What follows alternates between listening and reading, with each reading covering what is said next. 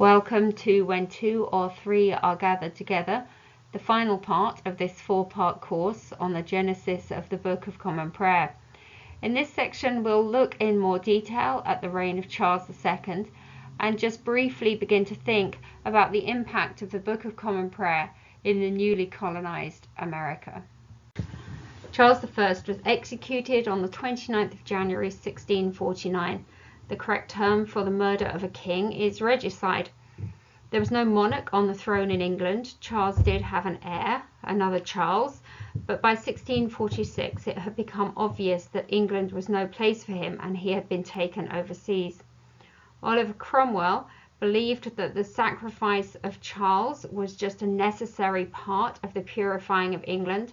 Cromwell, of course, had been the commander of the Puritan armies. Cromwell now took charge of the nation, but he was a soldier and not a politician, and he was very dictatorial and authoritarian in his manner. So many people very quickly began to question what had all this been for. Was the Commonwealth just another better or worse sort of monarch? Charles II was taken out of England in 1646 after crushing military defeats. He was taken from Cornwall down to the Scilly Isles, and then from the Scilly Isles over to Jersey, which is right down there somewhere, and then to France, and most of France isn't on the map, but you get the vague idea, and then over to The Hague, where he remained for a while before he went up to Scotland in 1650, and the bit of Scotland he went to is way up there. He was the heir, and you'll see in a minute that Scotland accepted him as the king, but it was to be a long time before he'd take the throne of England. So on the 5th of February 1649, 6 days after his father was executed, Charles II was declared King of Great Britain, Scotland and Ireland by the Scottish Parliament. Again, Scotland and England are ruled separately. Charles arrived in Scotland in September 1650, which might seem like a bit of a gap, but remember it was a dangerous time for him. There was a plan to invade England down through Scotland, and a guy called General Montrose was taken up to the Orkney Islands, which are at the very north end of Scotland, in order to make this happen. However, plans were changed and the invasion was called off. General Montrose didn't like this and invaded anyway, and was executed for his trouble. Whilst he was in Scotland, Charles accepted Presbyterianism, which was the prevalent choice of Christians in Scotland.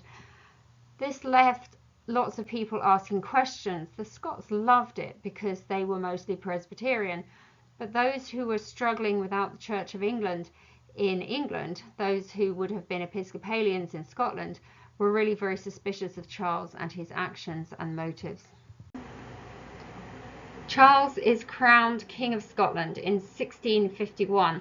So we go back to his grandfather James, where he is King of Scotland but not King of England. The Battle of Worcester in 1651 was Charles's attempt to militarily overthrow Cromwell.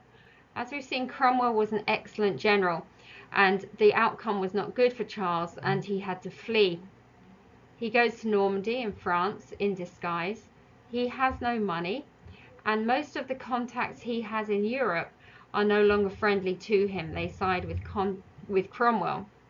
So at this point, he's forced to go to Spain for support, which is an unlikely alliance for an English monarch or monarch-to-be.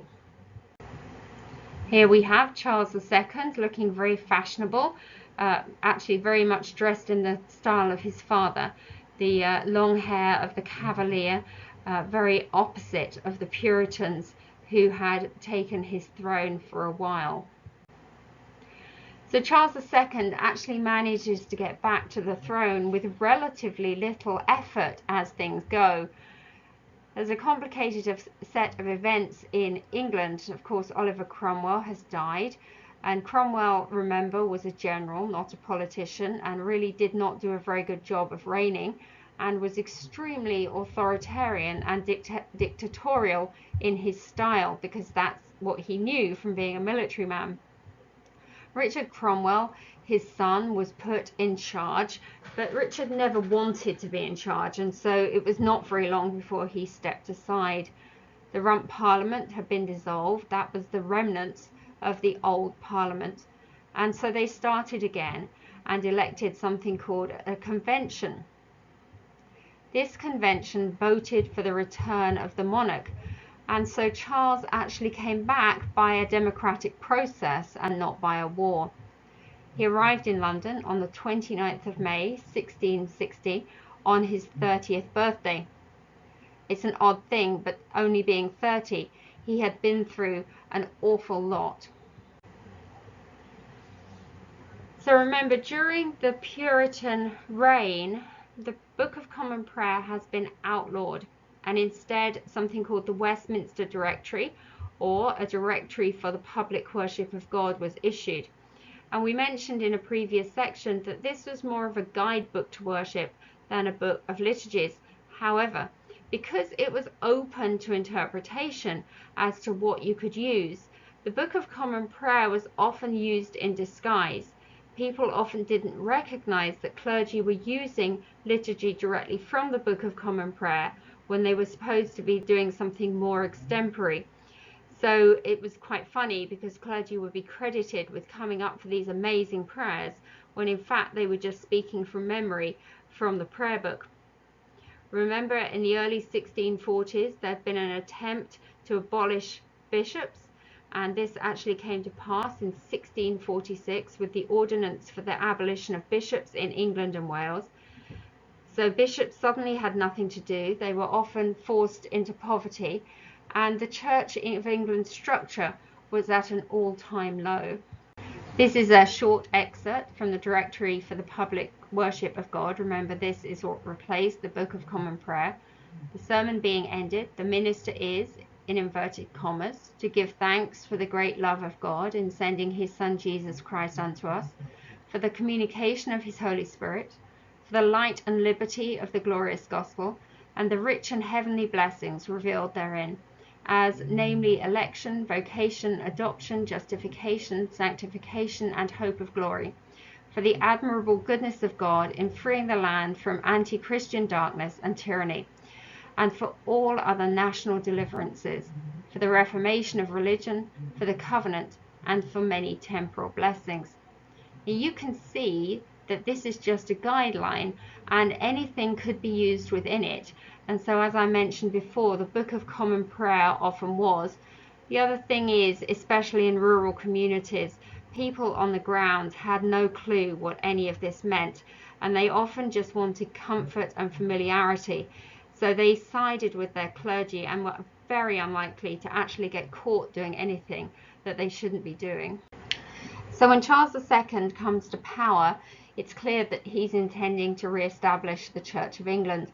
But remember, the church is in a mess. The Book of Common Prayer, which had been its uniformity, has been pushed out of use, even though it's been used informally in many places. The bishops have also been removed from power and disbanded. People are, though, as you've seen, sick of Puritanism. All it meant for the average person was deprivation and removal of any fun parties that they might have. There was the normal conflict between the Presbyterians, the Congregationalists, and the Traditionalists, those who wanted the restoration of bishops in the Episcopacy. In 1641, there had been a suggestion of a scheme of modified episcopacy, and that actually looks much more like what we've got today with suffragan or assistant bishops and diocesan synods, which of course are elected bodies which help to govern a diocese. Charles was a politician, and when he first came back, he really sought to reassure the Puritans that they would not be persecuted. And so he organizes a conference, the Savoy Conference, and he wants to talk through what this settlement will now look like. The divines, those who are the theologians in the country, will give such further assistance towards a perfect union of affections as is necessary. So the language is all about compromise. But the bishops are put back in, and whilst at first none of the clergy are forced into any ritual which they found offensive. Once the structure's back, Charles has a lot more space to assert his will and his theology on the church. So it wasn't long before the true colours of the settlement became clear. Charles said the Book of Common Prayer was the best we have seen and insisted on its restoration. In 1661, it was reviewed and reordered during the Savoy Conference. By the time bishops were restored, the promise of protection for tender consciences could be ignored. The Presbyterians were only invited to comment at Savoy, and they ended up being put in a position where their comments, their exceptions, just made them look like a lot of whining schoolchildren. And then after this, 936 ministers were ejected from the Church of England for failure to conform to episcopal ordination. That is, those ministers who had come into office since the bishops were abolished had to go through the rite of episcopal ordination. If they refused to be ordained by a bishop, they would simply be removed from post. So those who thought Charles might offer some Presbyterian, some Congregationalist kind of settlement were very disappointed. The 1662 Book of Common Prayer is very similar in form and content to both the 1559 and 1604 books. Remember, 1604 had added back in slightly more of the sacramental and high church pieces which had been taken out of 1559. There are some changes which might seem minor, but in context they're actually pretty significant. The collect for the king now happens before the collect for the day, so the prayer for the king, which is the same every week, is added in before the special prayer for the Sunday. This means that one of the first things people do when they get to church on a Sunday is pray for the king, for his health, for his just rule and sound governance. Repeating this week after week after week normalizes the monarchy and makes people feel responsible and tied in as they're praying for the monarch. Notices are added after the creed and a sermon after the notices. Some of the exhortations are moved around. That's the piece that calls people to worship. The Eucharistic prayer, the prayer of consecration, now has anamnesis, that is, the remembrance of Jesus' acts at the Last Supper. However, it does not have a calling down of the Holy Spirit. In modern liturgy, you'll find both. You'll find a remembrance of what Jesus did and a call to the Holy Spirit to come and inhabit the gifts. However, the language is a little bit fuzzy. So if you believed in the epiclesis, if you wanted to see it there, you could twist it around to see it. The institution narrative, that is this anamnesis, that's this bit where we say what Jesus did, has prescribed manual acts. That means that the priest has to touch the bread and wine as if something might actually be happening. It's not done from a distance. It's not a simple memorial. We go back to a kneeling distribution. People knelt to receive communion. Remember that the Presbyterians and the Calvinists had not wanted a kneeling distribution. It had been reintroduced in 1604. And then one of the most interesting things, which seems minor but is actually a big thing, is that the leftovers were covered with a fair linen cloth. Previously they would have just been thrown out or sent home with people to eat. Now it's as if something has happened to them, as if they need careful treatment. And that's actually a very Catholic piece of doctrine. Not necessarily transubstantiation. Don't get confused with these long words. We're not talking about going back to full Catholic doctrine, but just seeing that something has changed, that somehow the bread and the wine are different to how they were before the service, that they're not a simple memorial. That's a huge seed change for the church. So if you're starting to think some of this is contradictory, you are right. So the rubrics are changed so that the bread is good quality usual bread. So it's everyday bread, but it's a good quality version. You can't use the horse bread that may have been used previously. The unconsecrated bread can go home with the priest, the curate, or the vicar, but consecrated bread must be consumed in church by the priest, which is strange if nothing's happened to it. The black rubric, which says that the bread and wine have not bodily changed into the flesh and blood of Christ, is still here, and that there should be no adoration of the sacrament, but at the same time kneeling is appropriate because it shows due reverence. It's a very mixed umbrella theology.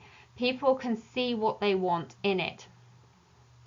Savoy was a hurried conference, and the prayer book that came out of it shows this. It is a mess of theology once you start digging down under the surface. There was discontent about it almost immediately. However, the mess that had preceded it, that Puritan time in England, was so feared that there ended up not being any major authorized liturgical reform in England until the 1960s.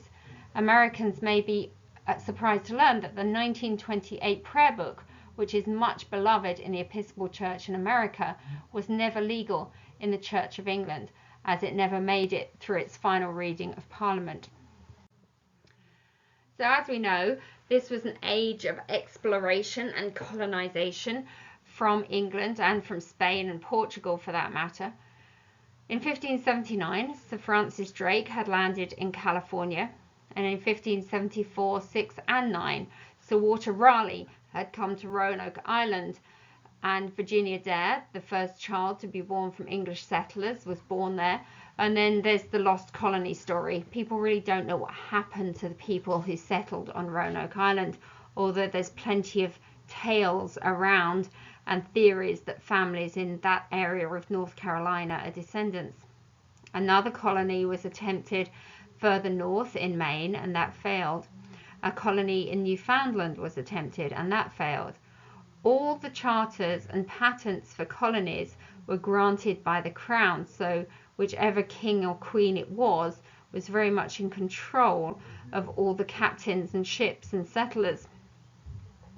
There were two major companies that were involved in the more successful settlement of America. The London Company was founded, and that became the Virginia Company, which speaks for itself, and the Plymouth Company. That's not the same as the Mayflower and Plymouth Rock. That's simply the northern version of the Virginia Company, the people who held the patent to settle up in the northeast states. Jamestown, of course, the first long-term colony. Cape Henry was named in 1607 after Charles II's older brother, who at that point was still alive and was expected to become king. The settlers at Jamestown had a chaplain with them from England, and they worshipped under a sail until the church was built. The community really revolved around church from its very earliest inception. We know that on the 20th of June, the first Eucharist was celebrated at Jamestown. It's likely that there had been other services at some of the other settlements earlier, but this is the first time we actually have a record of the Eucharist being celebrated. The first settlers had a terrible time. They built churches and houses, and they had a fire which destroyed everything, but they kept going. So the early settlers in Jamestown were not separatists. These were not the Puritans who went further north. These people were loyal subjects of the English crown, and they had been sent by the English crown to set up colonies in this new land. John Smith, who was captain of one of the boats, really believed that God had thwarted Spanish attempts to settle the North American coastline because of their Catholic beliefs, and he had reserved that region for the Protestant English, who through the Reformation in England were much more suitable vessels of God in that country. The first chaplain who had died from illness in the settlement was Hunt, and John Smith pays him great tribute by saying, "Our factions were oft qualified, and our wants and greater extremities so comforted, that they seemed easy in comparison of what we endured after his memorable death." Hunt had been injured in a fire and he did live for a while, but eventually he went back to England and died from his wounds. It's a great tribute to a clergyman who had endured much for the sake of the settlement. So here we have a couple of people who were intimately involved in the colonies. The Reverend Richard Hakluyt was involved in the founding of the London Company, which would become the Virginia Company. And he says, expressly declares that the glory of God is the great end to which the extension of the borders of Christian state should be subservient, and that each step made into that extension should be regarded as a fresh summons to promote it. This is very different from the way we think now. Church and state in America certainly are separated, but Elizabeth I, remember, and she was monarch at this time, said quite clearly she was a servant and a vessel of God. She regards her monarchy as a calling and a vocation, and she regards what she does as under the guidance and judgment of God. So this is just an extension of this international policy. Will Crawshaw in 1614 says, "But much more I muse that so few of our English ministers that were so hot against the surplice and the subscription come hither where neither are spoken of."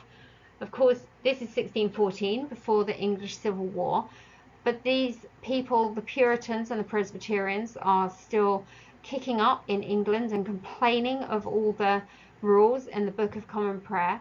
And he's saying, actually, in the colonies, we don't have these arguments. Life is too precious and too short and too vulnerable, but yet people will not come from England and live their dream of religious freedom because the colonies are dangerous. This meant that the rotation of clergy through the colonies was very rapid. People only stayed a year or two, and so it was difficult for the colonists to have a consistent religious input into their lives. So here's a piece from the Virginia Charter. "We greatly commending and graciously accepting of their desires for the furtherance of so nobler a work, which may, by the providence of Almighty God, hereafter tend to the glory of His Divine Majesty, in propagating of Christian religion to such people as yet live in darkness and miserable ignorance of the true knowledge and worship of God, and may in time bring infidels and savages living in these parts to human civility and to a settled and quiet government." Religion and government again linked together. The government was simply an extension of the monarchy, and the monarch was the servant of God and ordained by God in place. So it's a very different way of thinking, and it can sound like an excuse for doing all sorts of things, especially to the Native Americans. But that's probably not the way James saw it. James would have seen that Christian religion and the English way of governing were by far superior to anything else, and that any material rewards that came from the colonies was simply a reward for doing God's will.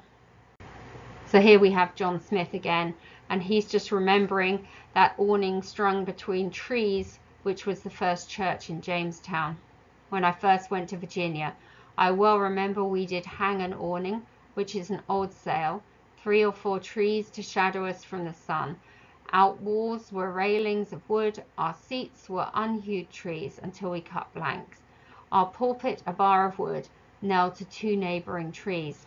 It was an absolute priority to get a church and a space for worship, which is why this is so kind of stuck together.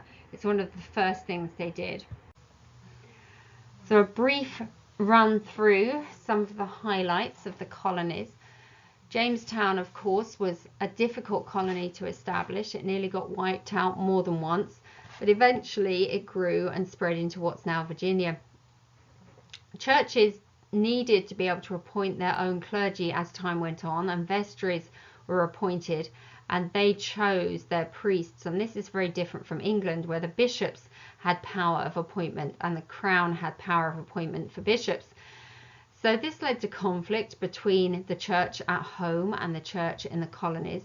At the same time, people's nostalgia for home was huge, and generations developed their own identity as they became more established in America, but there were always idealizations of life at home, what being English meant, And so you ended up with a curious hybrid between a new nation and a nation which had lingering and sometimes anachronistic memories of what it was to come from where they came from.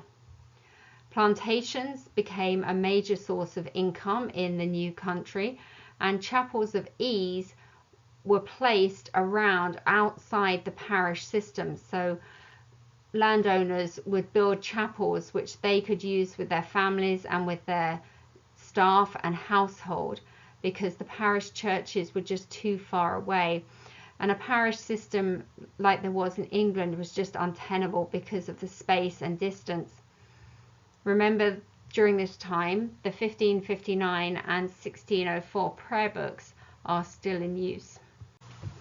Further north in New England, the picture is a little bit different. The Mayflower landed at Plymouth Rock in 1620. The king is still expecting the subjects who come to America to be loyal, including being loyal to religion, and that means using the Book of Common Prayer and having priests sent over from England. Roman Catholics also came, and so the religious settlement is not at all utopic. There's a lot of fighting between the colonies and sometimes bloodshed.